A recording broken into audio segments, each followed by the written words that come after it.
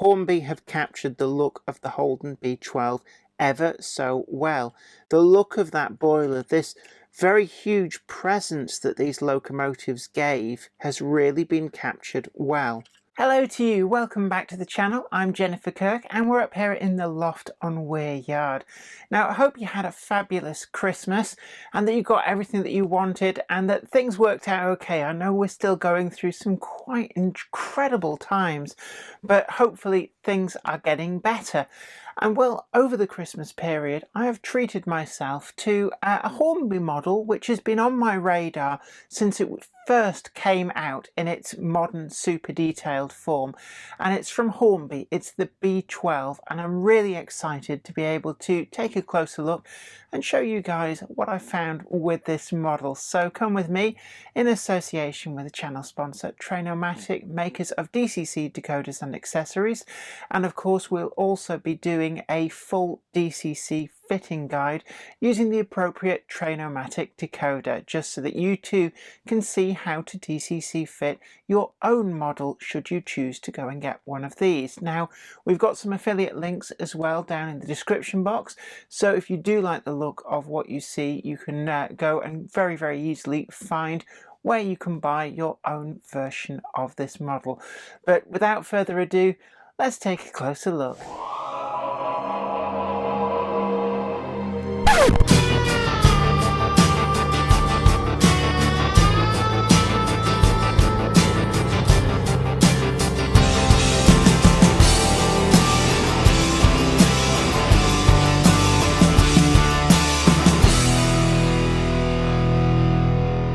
This is the locomotive that I have been able to pick up.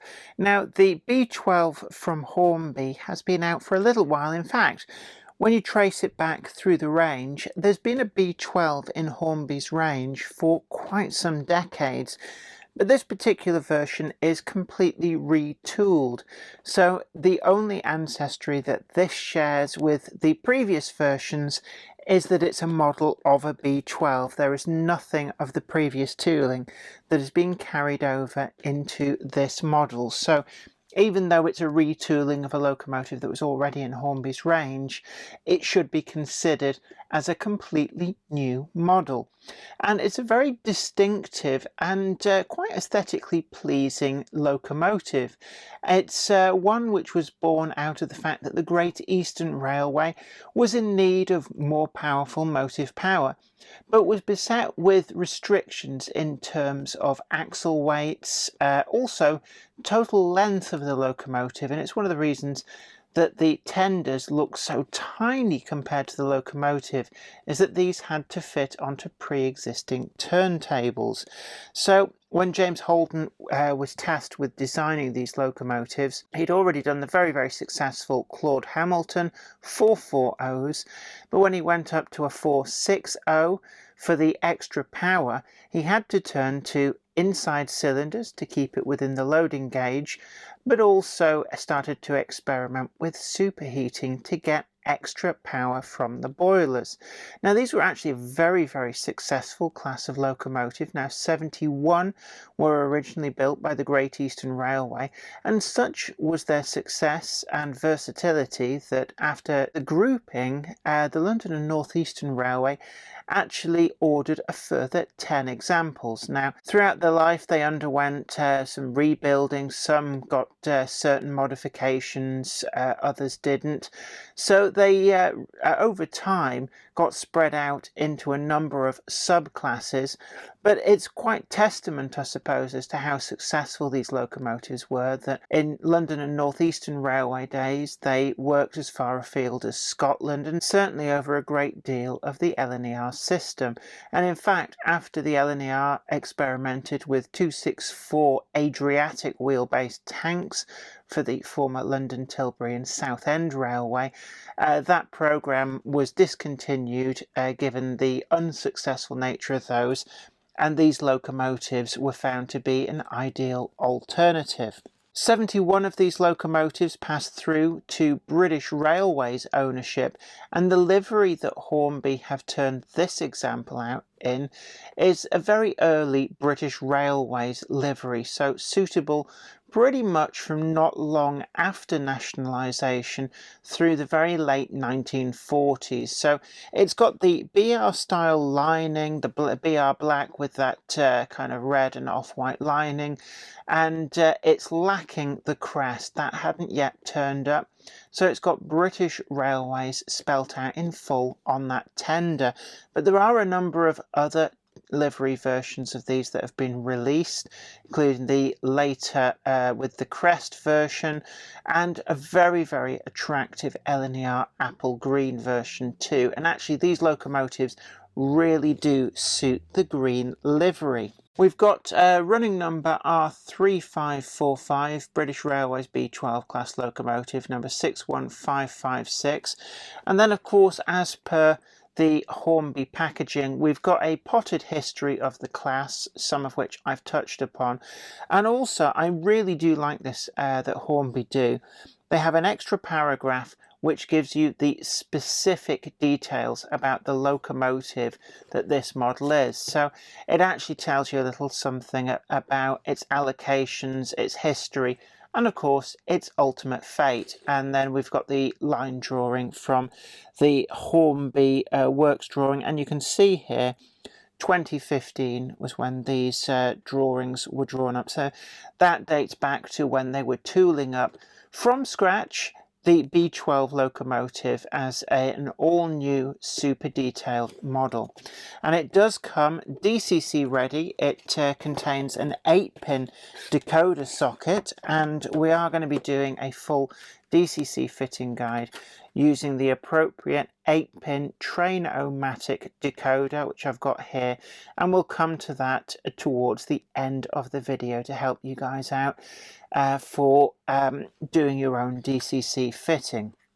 Now, the locomotive itself as well does come ready for sound installation if that's a route that you want to go down, but I'm not aware, and I could be wrong here, but certainly currently in the Hornby range, and I'm not aware of there having been in the Hornby range a TTS decoder suitable for these, but certainly the tender is set up to natively take a sound decoder of the TTS variety. We've also got a piece of paper in here. This is really helpful. I know for a great deal of time people have complained about getting the extra detail pack but having no information on where they go, and this is to do with the guard irons front and back.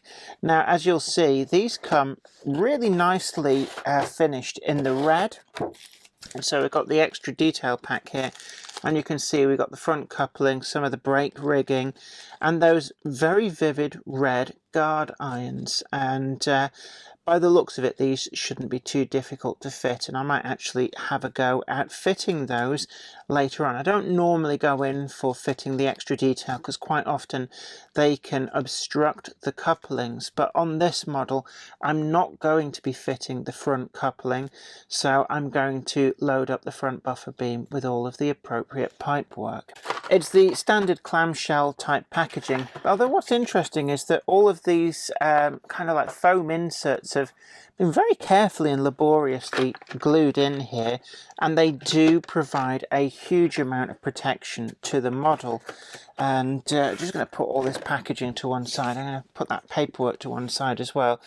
And what you can see is out of the box, it really is a really nice model. Aesthetically, the B12 class really have a little bit of a something about them.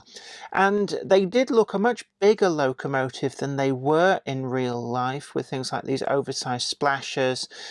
They had very much a presence to them. And I suppose that the locomotive was also made to look quite a deal bigger by these very small tenders necessitated to be able to fit onto the turntables on the system. And actually this is pretty much the same tender, as far as I can tell, as that which is pulled by the Hornby B17 model, which we've reviewed on the channel in the past. First impressions are really good. I'm not a huge fan of the BR black livery, but as far as I can tell, certainly when I looked around on the market at the moment, I'm not sure that they got BR green, but if they did and Hornby have produced a model, it's currently out of the range, so you're going to be very much at the mercy of what's left in stock at model shops. And I suppose it's testament of how well these have sold that they've never really been radically reduced in price. I've seen sales of a number of other locomotive classes, and it's probably a little bit naughty of me to say that I've been waiting for the B12 to come down in price, and it hasn't. It's just sold out instead, and that's probably a really good sign on how popular these models have been. Hornby have captured that very characteristic look really, really well. These locomotives, they're very eye-catching for their 6 coupled driving wheels that kind of feel almost squashed to the back of the locomotive. And then we have quite a long overhang with the 4-wheel pony truck at the front there. And it's correctly pivoted from the centre, just like the real locomotive. It's something all of the manufacturers are now doing, and it does make a huge difference when you watch these locomotives running. They have a much more graceful and realistic way of sweeping through the track. Between the frames in there really is such a lovely sight to behold. We've got that representation of the working. I'm just trying to get the light in there, and you can see it's not actually, it doesn't move with the locomotive, but it's all in there, and it really is nicely done. It's a criticism that I did level at the Hornby Terrier, it has to be said, that it just felt very blank inside underneath the boiler, but with the B12, Hornby really have not skimped on that detail. If we turn it around, let's take a look at that from the other side. And it really is quite a joy to look at, and you can see that all the different individually applied parts are picked out in the red, and it really contrasts with the black that's on the frames. Now the black itself is kind of a satin finish black, and it just really works in model form. Presented here in a completely unweathered form, it is really pleasing, and I'm inclined to just leave this locomotive as is. It really does suit this. The lining does seem to be nicely done. On the actual boiler bands, it's just a plain 2-line red. There is a little bit of fuzziness just starting to creep in on some of these boiler bands. It doesn't look like the 2 bands are of equal thickness. Of course, they would have been painted on the real locomotives by hand, so it does suggest perhaps there would have been minor variants. I do like the fact that it goes right underneath the boiler there at the front. So it is nicely done, but as you can see just there by where my thumb is, a little bit of fuzziness creeping in. On the rest of the lining, it isn't afflicted in the same way. We've got those, I'm just looking there, it's actually 3 colours. I initially thought it was 2, but we've got a grey, an off-white cream, and the red. And that there on the splashes and on the actual chassis of the locomotive, there's no such fuzziness. It is all completely where it should be, crisp like it should be, and nothing to complain about whatsoever. The numbers on the cab side and the route availability number there are a 4, which really does show how well Holden did manage to get this locomotive to fit within the restrictive loading gauge of the Great Eastern Railway system, that they have a reasonably low route availability. On the tender, we've got that British Railways really nicely done, spelt out across there, and it's just an interesting and different variant. And it's quite conceivable that some of these locomotives would have actually lasted probably well into the 1950s with a livery such as this, if they managed to avoid the paint shops for whatever reason. The coal load in the tender does look a little bit plasticky, I have to say. It's not as good as some of the more recent offerings that we've seen from Hornby, but it's still reasonable, and I think that actually a very light dusting over with maybe some very finely crushed coal dust will alleviate any of that slight shiny plastickiness to that load.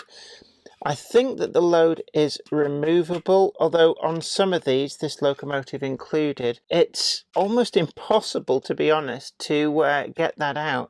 But there's a slight hollow feel to it, but I can't seem to get that to actually lift out. So I'm going to leave that be. The rest of the tender top detail is nicely done. We've got a really nice brake standard there, the toolboxes, water fillers at the back, and I do like this flared over top to the tender, so nicely done. All handrails are metal, separately applied, and actually very, very strong. Another qualm I've had with some locomotives is these can be quite easy to break free from the glue, but these are holding up to a lot of handling here. The front face of the locomotive with that smoke box door, all of the detail work is picked out in silver. It does look as though this is almost a depot pet locomotive, such are some of these embellishments, and it does look really nice indeed. We've got the crisp 61556 and a separately applied smoke box dart. I can't quite tell whether it's metal or plastic, but if I can't tell, then it's doing its job, whichever one it is. The weight of this locomotive is really good. Looking down at the top, I think Hornby have managed to very cleverly hide any seams from the moulding process with the real seam there with the line of rivets that the real locomotive would have. So I can't actually see any issues with moulding lines on the boiler whatsoever. It really is nicely done, and of course a major plus point. We've got separate turned, I think they're metal safety valves, and then we've got that really quite fine whistle as well. On the side here, this could well be, I think that's a Westinghouse air pump, and certainly some of these locomotives were fitted with such equipment during the latter part of the Second World War to be able to haul some of the American troop trains around 1944, so certainly it is another nice detail touch. The linkage there, nicely done. It's got that kind of gunmetal look to it, and I think it's plastic, but it does actually very credibly look like metal. The connecting rods on this locomotive correctly fluted, and this is another area that Hornby does exceptionally well. Very, very fine connecting rods. There's no compromise there on how they look, but certainly no compromise on strength either. Really, really like the look of that. The wheels have the correct pattern spokes, and we can see an awful lot of the chassis detail through them as well. Some really nice rivet detail under there, spring detail, and it's this kind of attention to detail that really does make a model. Inside the cab as well, we've got some really quite exquisite detail. Just trying to get my camera to just focus in on that backhead detail. There's a lot of separately applied colour, but one area where this isn't perhaps quite as good as some of the more modern models that we've seen is that there's no dials on those gauges, no needles. It's not a big detraction, it has to be said. It's something that in many ways, perhaps we've had too much detail and been spoilt with later releases. I don't think it's a major detraction, to be honest. Unless you look really closely, you're not really going to see. But just for the fullness of the review, just pointing out that the dials that we've seen on other models are not replicated on the B12. We've got cab glazing already applied, flushly done. The very, very characteristic front cab windows, so nicely done, and they've got a very distinctive shape to these, and Hornby have captured them well, and with those brass window surrounds as well. On the front buffer beam, we've got in the red, and you can see there all the holes, and we've got buffers here which are turned metal, fully sprung, and when we turn to the front bogie, We've got a pocket on the front there for the supplied slimline tension lock coupling. On the back of the tender, that coupling does come factory fitted in a standard NEM pocket, so very easy to replace if you wish to change this for a different type of coupling. The actual buffers on the back of the tender as well, really nicely done, same as the front, fully sprung loaded, and they've got this pleasing strength to that spring. Feel really strong, really nicely done. On the underside, we've got the brake blocks that all line up with the wheel treads. They're not part of the mouldings, really nicely done. We've got the water scoop as well. And then when it comes to the drawbar between Locomotive and tender, we can see there again another area where Hornby have been doing this really well for quite some time. We have got the wire connection with that quite delicate plug, but Hornby have chosen the route for quite a while now, whereby the tender drawbar is screwed at both sides, and you can see there the kind of figure of 8 shaped hole, which does allow a closer coupling between the two. You just take this screw out, move the tender up, and then screw back in through the second part of that figure of 8 type hole. But for most people with slightly tighter curves, it's probably as well to leave it on this setting.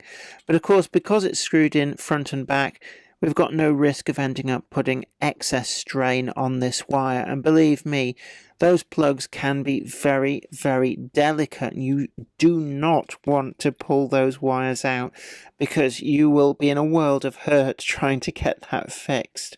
The brake shoes, factory fitted. It's so tight between these wheels, but they fit in there really nicely. And actually, this is a locomotive for which fitting that brake rigging might add a bit of something. I think that's going to be visible from normal viewing angles. So I think I'm going to actually fit up this locomotive with some of that detail. I think it really would be much improved for that, so I will be doing that. Tender side frames, again, really nicely done. Those axle boxes, springs, it's all molded detail, but it is molded really, really well. When I put this locomotive onto the rolling road, it ran ever so smoothly, both forwards and in reverse. I had no problems with it straight out of the box, no tight spots that I could identify, and it had quite a good speed curve, going up to probably what is quite an unprototypical high speed, but it didn't seem to have any lurches or jumps in that speed curve, and it would go in both directions right down to quite a good crawl. For the DCC fitting, we're going to be doing this in association with the channel sponsor Trainomatic, who have very kindly sent over the appropriate 8-pin decoder from their range. We have some links in the description box down below as well, which take you to the UK supplier of these decoders to help you to source these. So first up, I'm going to be bringing in that ever useful jeweler's screwdriver set. And actually, if you don't have a set of these, really, these are probably the most useful tools that you will use every day on your model layout. So let's get straight in here. The decoder socket is in the tender, but because the tender and locomotive are permanently coupled, we're going to have to pick them up together. You can use a locomotive servicing cradle. I don't have one of these, but they are very, very good if you're not confident in handling the locomotives like I do.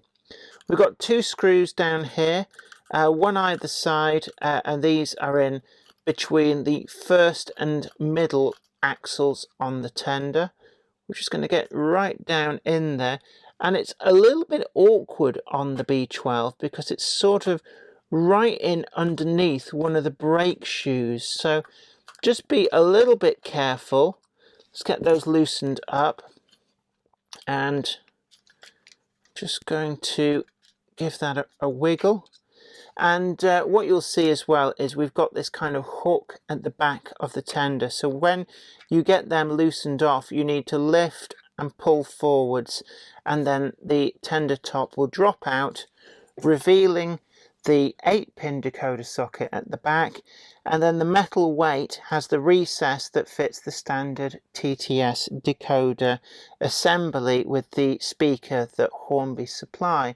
As I said before, I'm not currently aware of there being a TTS decoder for these, but it's certainly something which I look forward to Hornby bringing one to the market, because I do think that the TTS decoders offer great value for money for those who want to go down the sound route, but who may be on quite a tight budget. First up now, I've got the large flathead jeweler's screwdriver, and what I'm going to do is just very carefully start to lift this one side then the other. You don't want to lift it entirely from one side, otherwise you might bend all the pins. It's not quite so much of a problem on the blanking plate, but certainly if you were removing a decoder for whatever reason, you can distort all of the pins and cause yourself a few difficulties when you come to reinsert that in another locomotive. What we can see here as well is pin 1 is marked up. I'm just going to use the jeweler's screwdriver, and that there we've got this little arrowhead. That is our pin 1, and what we're looking for on the decoder is where you see the orange wire to that pin. The orange wire is always the pin 1. So that's the way round that we need to orientate this decoder socket. I'm going to line that up with the holes. What you'll find is once it's all lined up, let's just double check on that. So you can see we've got it lined up, gentle pressure, maybe rocking it backwards and forwards, and you will feel it go in. If it really doesn't want to go, if you feel like you're absolutely pushing as hard as you can and it's still not moving, stop, because the chances are that you've got one of the pins misaligned, and if you do keep pushing really hard, it does run the risk of breaking something. Now, this being a standard DCC decoder, what I'm going to do here, I like to just put a twist on the cable just to keep them all together, and because I'm not fitting this locomotive with sound, I'm going to use that speaker recess as a convenient location just to put that decoder in out of the way, so it isn't going to get caught on anything when we reassemble this locomotive. You certainly need to make sure that these screw holes there and there, you don't want any of these wires to come close to those, because there's a chance when you put the tender top back on and put the screws through, start screwing them in, they can chew their way through these wires and cause short circuits. When we come to reassembly, again, we're looking for that hook on the back of the tender to go into place. Make sure it goes all the way into the recess, and you'll feel it click into place, and the rest of the tender should just drop into place like that. And then what we need to do then is with the crosshead screwdriver, and these might be a little bit tricky because we've got to fit them down and in underneath that brake gear. Try and get the other one into place as well, and then the locomotive is done. It will natively be on Locomotive ID 3, and we can use now the programming track to set this up for whatever locomotive ID that you want. In my case, I like to take the first 2 and last 2 digits of the locomotive's actual number, so this I will reprogram it as number 6156. What I actually want to do now, before I start running this locomotive, we've got it DCC fitted, is to fit some of the supplied extra detail. Now, the most obvious things in here are those guard irons and the brake rigging. So I'm going to start with the brake rigging. I think that certainly this on the locomotive side of things is going to really improve things. I think it's something that will be visible from most viewing angles. So I'm going to go ahead and take the trouble to actually get these fitted to the locomotive. As we can see here, there's a few little bits and pieces to take into account. We've got a hook at the back here, and this is one of the areas actually where I do like the factory to take this on. The factory workers seem to be a lot better at this than I am. Let's just find those holes and just push those in, all down one side, and then there should be just enough flex here that I can push everything to one side. I'm going to just try and get in there, and so I'm going to use, again, like I said to you before, jeweler screwdrivers, so useful. I'm going to use that just to pull the brake shoes out a little bit, and just take your time. Don't feel that you have to rush. And we're just letting that natural springiness of the plastic just push that into place. And from normal viewing angles, we can just about see that we've got that brake gear in. Now we can do the same with the tender, but what I actually want to move on to now is fitting these guard irons, and that's where a little piece of paper that came with the model does set us up to be able to do this. And what I recommend, actually, an additional tool would be a set of tweezers, and I'm also going to use very tiny dab of Humbrol polystyrene cement just to ensure that these stay in place. Now, as you can see, look very carefully how they flare outwards on the Locomotive. Don't fit these the wrong way round, otherwise they will look very peculiar.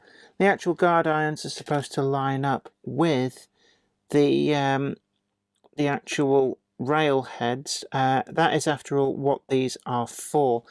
Their purpose was to be able to just kind of almost swipe out of the way anything that was on the track that shouldn't have been there. Tiny dab.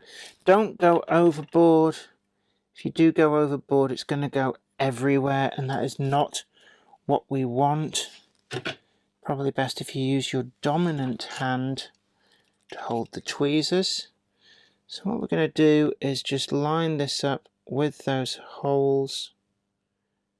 Just feel it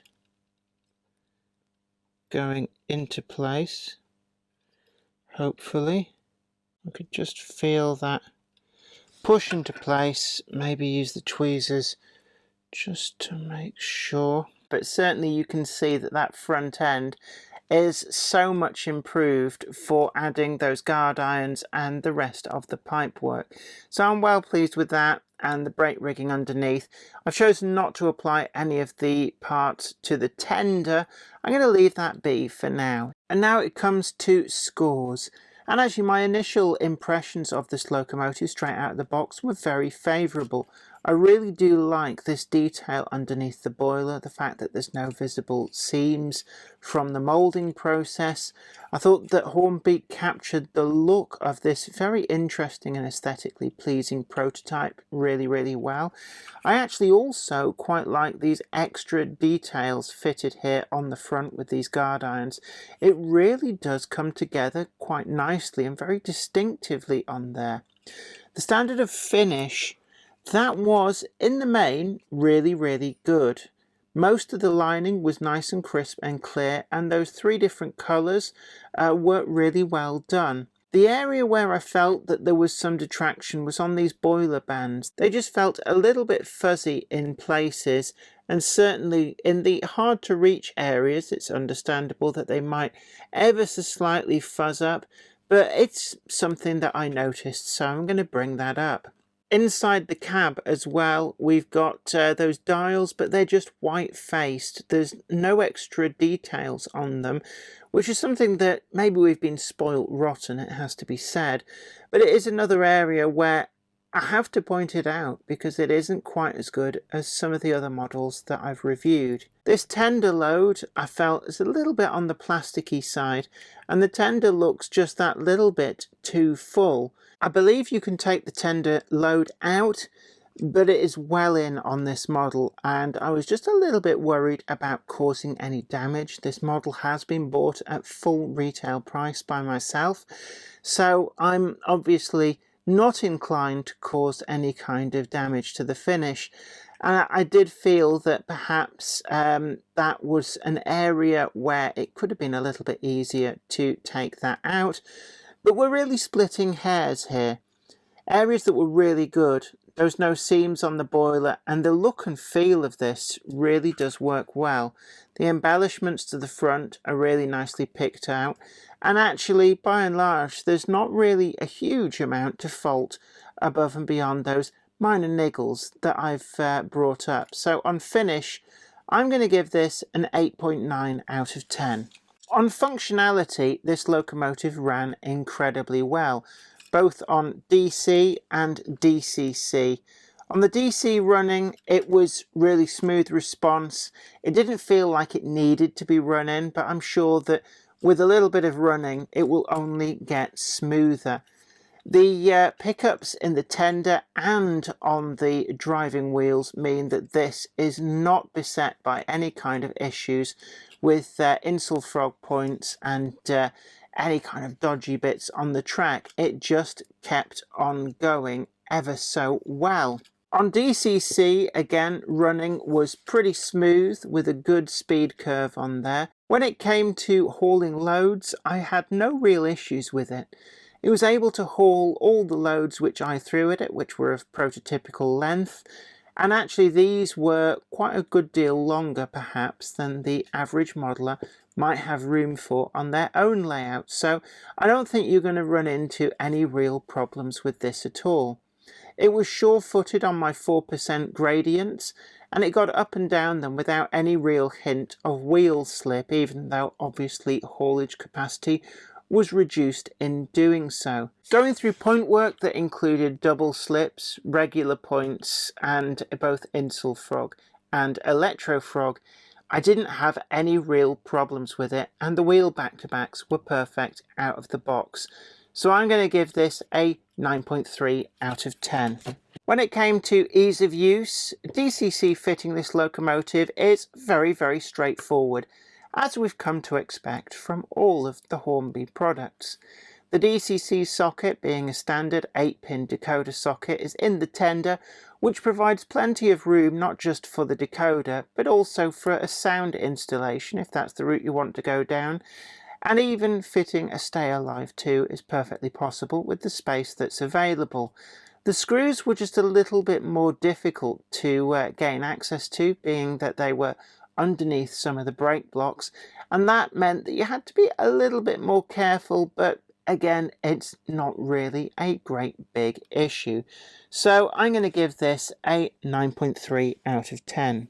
On the aesthetics, Hornby have captured the look of the Holden B12 ever so well. There really just isn't anything to fault. I love this motion represented underneath the boiler.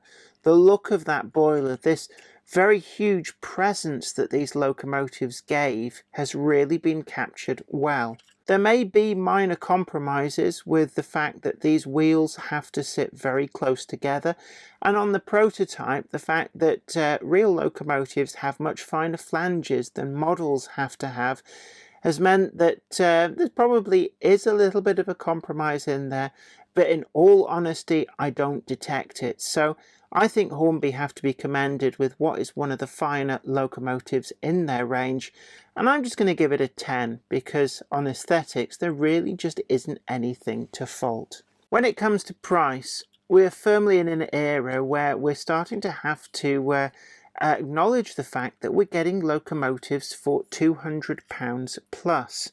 But this locomotive I was able to find on the market for £129, and indeed even if you're paying full RRP at the moment, it doesn't come close to that £200 bracket that we've started to see coming through with new locomotives. I'd love to see more versions of this come out in the Hornby range. Indeed, it was kind of superseded by the absolutely fabulous 2020 range announcements, but at the time of filming this we haven't had the Hornby 2021 announcement, so I don't actually know whether there's going to be new versions of this turning up in the 2021 range.